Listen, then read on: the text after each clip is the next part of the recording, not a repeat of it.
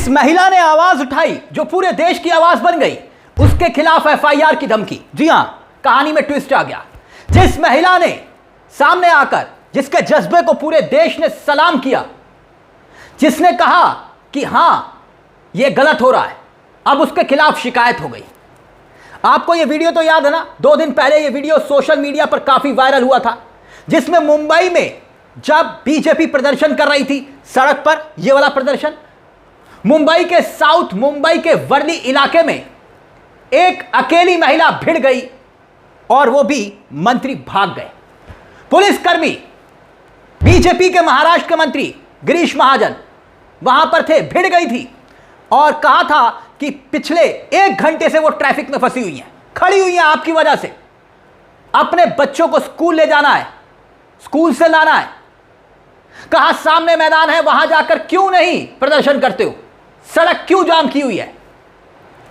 और अब कहानी में ट्विस्ट ये आया, जिस महिला की हिम्मत को हर कोई सलाम कर रहा था, देश भर विश्व भर में यह वीडियो वायरल हो रहा था। लोग कह रहे थे कि बिल्कुल सही किया, वीवीआईपी मूवमेंट के खिलाफ यह आवाज थी। लेकिन हुआ क्या, इनके खिलाफ शिकायत दर्ज करने की अर्जी आ गई। जैसे कि राजनीतिक कार्यक्रम हो, लोग फंस जाते हैं, वीवीआईपी मूवमेंट हो, लोग फंस जाते हैं।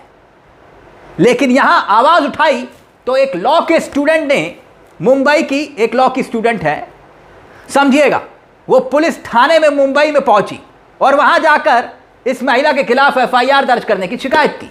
बकायदा टाइपिड शिकायत है, टाइप की हुई शिकायत है, समझ रहे हैं आप। और आरोप क्या है वो सुनिएगा। इस महिला पर आरोप क्या लगाया गया। महिला ने पुलिस वालों से भद्दी भद्दी अभद्र भाषा में गालियां दी, अभद्र शब्दों का इस्तेमाल किया। वहां पर जो पब्लिक फंक्शन हो रहा था उसको बाधित किया, ये आरोप लगे। अब कौन सी धारा लगेगी इन पर? क्या पब्लिक फंक्शन सड़कों पर हो सकता है? अब आप बताइए, अगर ये पब्लिक फंक्शन था। शिकायत ये कही जा रही है कि भाई महिला बहुत बड़े अमीर परिवार से है, मर्सिडीज से उतरी और मर्सिडीज से उतर करके हंगामा किया, इस शिकायत में दर्ज है।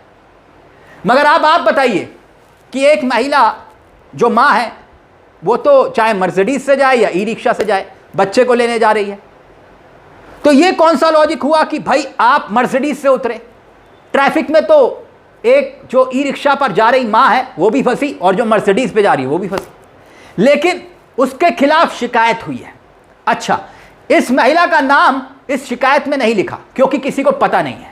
यहां तक कि इस शिकायत में महिला के नाम का भी जिक्र क्यों नहीं है? आप सोचिए, कौन महिला जो है अब यहां पर है उसको चिन्हित कीजिए, आप उसको ढूंढिए, महिला के खिलाफ कार्रवाई कीजिए। अब जो लॉ स्टूडेंट है वो कार्रवाई की मांग कर रही है और बकायदा मीडिया को बुलाया, कहा कि आओ, और फिर मीडिया पहुंची। अब सोचिएगा जरा, पूरे खेल को समझिएगा।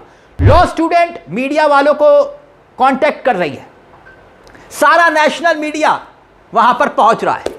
यानी जो शिकायत करता है, जो शिकायत लेकर थाने में पहुंचा, उसकी शिकायत को मीडिया की सुर्खियां बनाने के लिए मीडिया वालों को बुला लिया गया कि भाई आइए और हमने शिकायत दर्ज की है और पूरे देश को बता दीजिए कि इन महिला के खिलाफ शिकायत दर्ज हुई है। अब समझिएगा पूरे खेल को, पूरे मीडिया को वहां पर बुलाया क्यों गया? आप समझ सकते हैं इसके पीछे क्या कोई वाकई में कोई राजनीतिक दल नहीं होगा? अच्छा, एक और दिलचस्प बात यह कि लड़की ने अपनी शिकायत में यह भी कहा है कि इस महिला को पता था कि वहां पर नेशनल मीडिया खड़ा हुआ है। अब समझिएगा, गौर करिएगा, इसीलिए उसने जाकर वहां पर हंगामा किया। यानी कि वो शिकायत में ये कह रही है कि ये महिला वहां पर इसलिए पहुंची क्योंकि वहां पर पहले से नेशनल मीडिया था। अब समझिए खेल, मतलब उस महिला ने सोचा कि मैं स्कूल बच्चे को ना ले जाऊं या ना लेकर वापस आऊं, नेशनल मीडिया सामने हीरो बन जाऊं। क्या ऐसा संभव है? आपको पता है इस वक्त इस वीडियो के सामने आने के बाद तमाम रिपोर्टर्स इस महिला को तलाश रहे हैं इंटरव्यू देने के लिए, लेकिन इस महिला ने किसी एक को इंटरव्यू नहीं दिया और वो कह रही है कि मुझे जो कहना था मैंने वहां पर जाकर as a citizen of country मैंने बोल दिया। अब सोचिए, अगर इस महिला को लोकप्रियता चाहिए होती तो क्या इस वक्त वो तमाम चैनल्स पर इंटरव्यू देकर नहीं छा जाती? जरा सोच कर देखिए लॉजिक क्या दिया जा रहा है।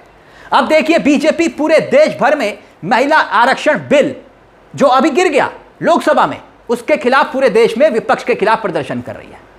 क्यों? आप जानते हैं बंगाल में चुनाव है, जैसे हमने देखा उस दिन भी यह प्रदर्शन हो रहा था, और यह भारत के इतिहास में पहली बार है कि कोई सत्तारूढ़ दल विपक्ष के खिलाफ प्रदर्शन कर रहा है। खैर मोदी है तो मुमकिन है, लेकिन सत्तारूढ़ दल के लोग विपक्ष के खिलाफ प्रदर्शन करते हुए आपने कब देखे? आप खुद बताइए। अच्छा, महाराष्ट्र में बीजेपी की सरकार, बीजेपी के ही लोग प्रदर्शन कर रहे हैं, बीजेपी की ही पुलिस है, बीजेपी की ही म्युनिसिपैलिटी है, तो सड़क पर कुछ भी हो सब अधिकार बीजेपी का। अब उत्तर प्रदेश में आप देखिए ना, किसी भी एक राज्य में विपक्ष के कोई नेता अगर सड़क जाम कर दे, 5 मिनट में मुकदमा हो जाता है, 5 मिनट में। और उसके बाद यही बीजेपी वाले ये कहेंगे कि देखिए विपक्ष आम लोगों को परेशान कर रहा है, तकलीफ में डाल रहा था, इसलिए सड़क जाम करते हुए एफआईआर दर्ज हुई। सड़क बंद की विपक्ष ने तो एफआईआर। अच्छा, यहां होता यह है कि सड़क बंद करने पर देशद्रोह तक का मुकदमा लग जाता है, एनएसए, यूपीए। आपको याद नहीं, किसानों ने जब प्रदर्शन किया था, सड़कों पर जाम किया था, तब क्या हुआ था? दिल्ली के बॉर्डर्स को बंद करने पर क्या हुआ था? एफआईआर दर्ज। अभी हाल ही में आपने नोएडा में प्रदर्शन देखा, कुछ घंटों के लिए मजदूर सड़कों पर बैठ गए, नक्सली कहा गया, पाकिस्तानी कनेक्शन को तलाश लिया गया, जांच हो रही है, सबको जेल में भेज दिया गया। और वहां अगर सड़क बंद हुई तो एफआईआर। और बीजेपी के सत्तारूढ़ के दल के मंत्री अगर सड़कों को जाम कर दे महिला आक्रोश के नाम पर, तो फिर सब माफ, कोई एफआईआर नहीं, क्योंकि कानून अपना। एक देश में एक संविधान है, तो नियम कायदे कानून अलग अलग क्यों? ट्रीटमेंट अलग अलग क्यों? जो सरकार को सूट करता है वो ठीक, जो सरकार को सूट नहीं करता वो सड़क कैसे बंद कर सकता है? सवाल है ये पब्लिक प्रॉपर्टी है या किसी मंत्री की सड़क है? अब इस पूरे मामले पर आप क्या सोचते हैं? आगे क्या होगा हमें नहीं मालूम, लेकिन जब एक महिला खड़ी होती है गलत के खिलाफ और फिर उसके खिलाफ एफआईआर दर्ज करने के लिए रहस्यमय तरीके से शिकायत दर्ज होती है, अब सोचिए आपको क्या लगता है कि दोबारा इस तरह की कोई हिम्मत कर पाएगा? जब यह खबर सामने आई तो इसका एक मैसेज जाएगा। इस महिला को अगर अरेस्ट किया जाता है तो फिर कोई हिम्मत नहीं कर पाएगा भविष्य में। शायद इसीलिए यह शिकायत दर्ज हुई है कि ताकि देश भर में मैसेज चला जाए कि अगर किसी ने आवाज उठाई तो अंजाम यही होगा। खैर, बात लोकप्रियता की हो रही थी, तो हो सकता है यह शिकायत इसलिए दर्ज करवाई हो कि लोकप्रियता हासिल करनी हो, कुछ भी हो सकता है, हमें नहीं मालूम। लेकिन हम बार बार यह कहते हैं कि गलत को गलत कहना, उसके लिए हिम्मत होनी चाहिए, और इस महिला के जज्बे को इसलिए हर कोई सलाम कर रहा है। खैर, आप क्या कहते हैं कि इस महिला ने सही किया या गलत किया? क्योंकि अगर इस महिला के साथ उस वक्त 10-20 लोग और आ जाते ना, तो शायद इस महिला के खिलाफ शिकायत नहीं होती। अब सब उस वक्त ऐसी गाड़ी में बैठे थे कि चलो कोई तो क्रांतिकारी है, करने दो, एक महिला अगर क्रांति कर रही है तो करने दीजिए। लेकिन अब इस महिला के खिलाफ शिकायत दर्ज होने के क्या संदेश हैं? आप अपनी राय हमें कमेंट बॉक्स में जरूर दीजिएगा। मुझे तिलक चावला को दीजिए इजाजत। एक छोटी सी दरख्वास्त, चैनल को सब्सक्राइब करना मत भूलिएगा। मंच आप ही का है, जहां हम सिर्फ खबर नहीं दिखाते बल्कि खबर के पीछे की खबर भी बताते हैं। नमस्कार, जय हिंद, जय भारत।